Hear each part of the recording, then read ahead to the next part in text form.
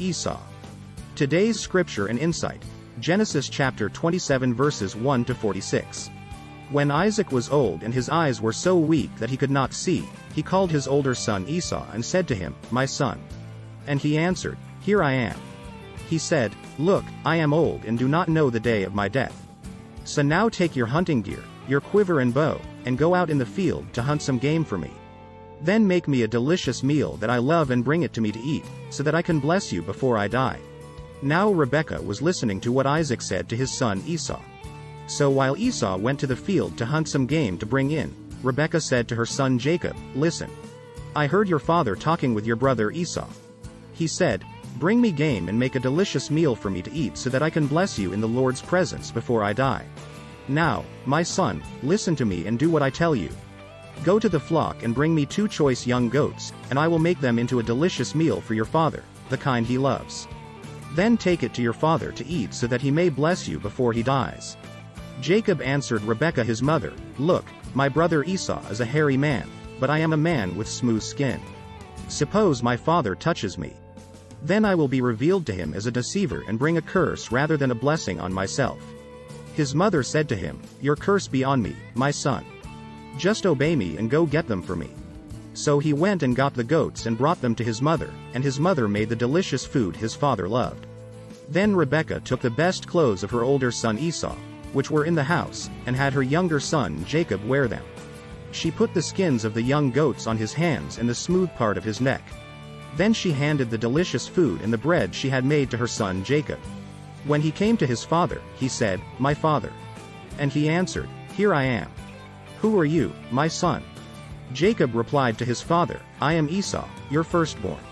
I have done as you told me. Please sit up and eat some of my game so that you may bless me." But Isaac said to his son, "How did you ever find it so quickly, my son?" He replied, "Because the Lord your God made it happen for me." Then Isaac said to Jacob, "Please come closer so I can touch you, my son. Are you really my son Esau or not?" So Jacob came closer to his father Isaac. When he touched him, he said, "The voice is the voice of Jacob, but the hands are the hands of Esau." He did not recognize him, because his hands were hairy like those of his brother Esau, so he blessed him. Again he asked, "Are you really my son Esau?" And he replied, "I am." Then he said, "Bring it closer to me, and let me eat some of my son's game so that I can bless you." Jacob brought it closer to him, and he ate. He brought him wine, and he drank. Then his father Isaac said to him, "Please come closer and kiss me, my son." So he came closer and kissed him. When Isaac smelled his clothes, he blessed him and said, "Ah, the smell of my son is like the smell of a field that the Lord has blessed. May God give to you, from the dew of the sky and from the richness of the land, an abundance of grain and new wine. May peoples serve you and nations bow in homage to you. Be master over your relatives. May your mother's sons bow in homage to you. Those who curse you will be cursed, and those who bless you will be blessed." As soon as Isaac had finished blessing Jacob and Jacob had left the presence of his father Isaac, his brother Esau arrived from his hunting. He had also made some delicious food and brought it to his father. He said to his father, "Let my father get up and eat some of his son's game, so that you may bless me." But his father Isaac said to him, "Who are you?" He answered, "I am Esau, your firstborn son." Isaac began to tremble uncontrollably. "Who was it then," he said, "who hunted game and brought it to me? I ate it all before you came in, and I blessed him. Indeed, he will be blessed." When Esau heard his father's words, he cried out with a loud and bitter cry and said to his father, "Bless me too, my father." But he replied, "Your brother came deceitfully and took your blessing."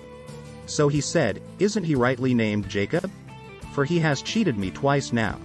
He took my birthright, and look, now he has taken my blessing."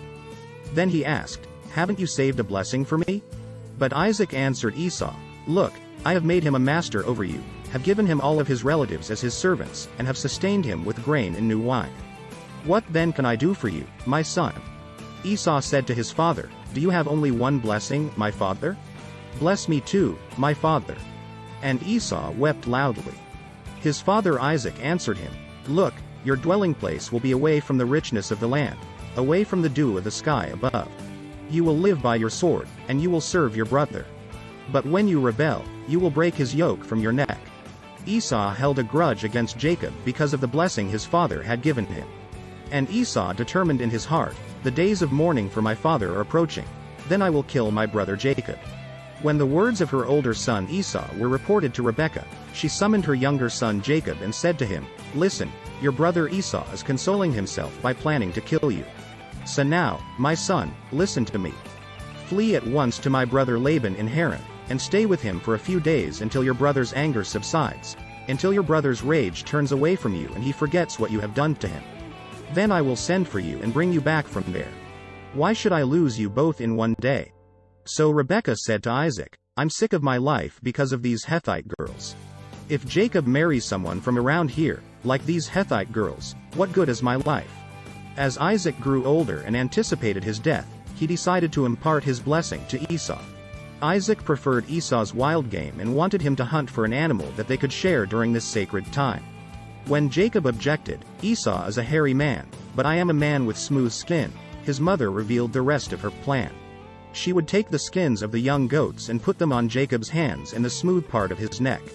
Evidently Esau was so hairy that the feel of a dead goat was a sufficient disguise. All the while Jacob was lying, adopting the name of Esau. 3 times, in fact, Isaac asked Jacob if he was really Esau, and without a hesitation, Jacob the deceiver assured him. Worst of all, Jacob even used God's name in vain, explaining that he was able to find the goat so quickly because the Lord your God made it happen. The center of God's blessing would now rest on Jacob, as deceptive as he was. But Isaac actually goes back further than Abraham, to Adam. In saying, "May peoples serve you and nations bow and worship to you," Isaac was recalling the original kingdom authority given to Adam and Eve.